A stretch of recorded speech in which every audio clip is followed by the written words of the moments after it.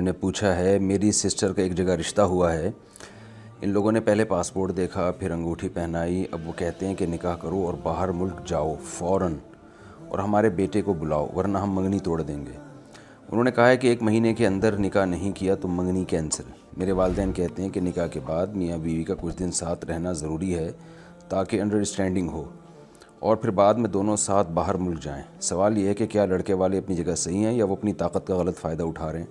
دونوں پرلے درجے کے بیوقوف ہیں، بہت معذرت کے ساتھ۔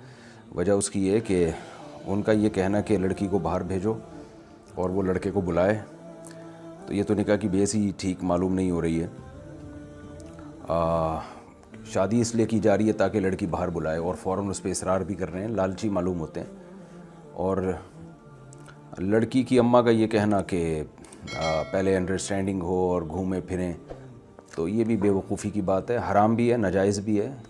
گوروں کو دیکھ لیں، انڈرسٹینڈنگ کرتے کرتے بچے پیدا ہو جاتے ہیں ان کے، اور بچے پھر ابا اماں کی شادی میں تمبو لگا رہے ہوتے ہیں، تو یہ فضول باتیں ہیں۔ پہلے جتنی شادیاں ہوتی تھیں، رشتہ طے ہوا اور شادی ہوئی، یہ سب بیہودگی والی باتیں ہیں کہ انڈرسٹینڈنگ اور پہلے گپ شپ ہوں، ایک دوسرے کو سمجھ لیں۔